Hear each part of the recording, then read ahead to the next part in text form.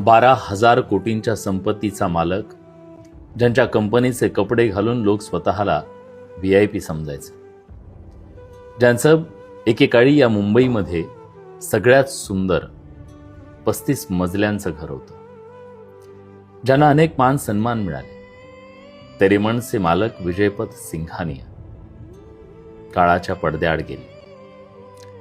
35 मजल्यांच्या घराचा हा मालक शेवटच्या काही वर्षांमध्ये एका भाड्याच्या घरात राहायला गेला, कारण त्यांच्या मुलानं त्यांना बेघर केलं. आयुष्यात त्यांची एकच चूक झाली, त्यांनी त्यांची सगळी संपत्ती आपल्या मुलाच्या नावावर केली. खरं तर हा एक मेसेज आहे सगळ्या आईवडिलांसाठी. तुम्ही तुमच्या मुलांसाठी सगळं काही करता, खूप कष्ट करता, नक्की करा, करायला हवं. पण जिवंतपणी सगळं काही मुलांना देऊन टाकणं कितपत योग्य आहे?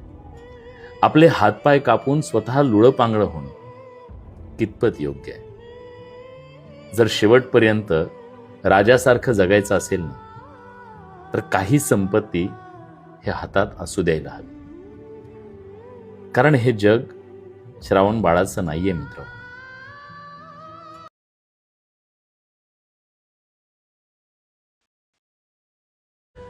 12,000 कोटींच्या संपत्तीचा मालक, ज्यांच्या कंपनीचे कपडे घालून लोक स्वतःला VIP समजायचे, ज्यांचं एकेकाळी या मुंबईमध्ये सगळ्यात सुंदर 35 मजल्यांचं घर होतं, ज्यांना अनेक मान सन्मान मिळाले, तेरेमनचे मालक विजयपथ सिंघानिया काळाच्या पडद्याआड गेले.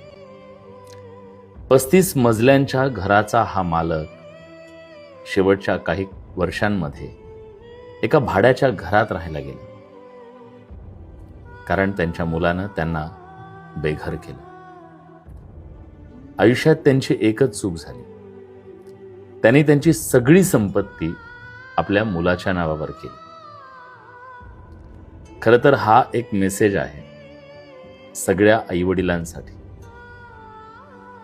तुम्ही तुमच्या मुलांसाठी सगळं काही करता, खूप कष्ट करता, नक्की करा, करायला हवं. पण जिवंतपणी सगळं काही मुलांना देऊन टाकणं कितपत योग्य आहे? आपले हातपाय कापून स्वतः लुळंपांगळं होणं कितपत योग्य आहे? जर शेवटपर्यंत राजासारखं जगायचं असेल ना, तर काही संपत्ती हे हातात असू द्यायला हवी.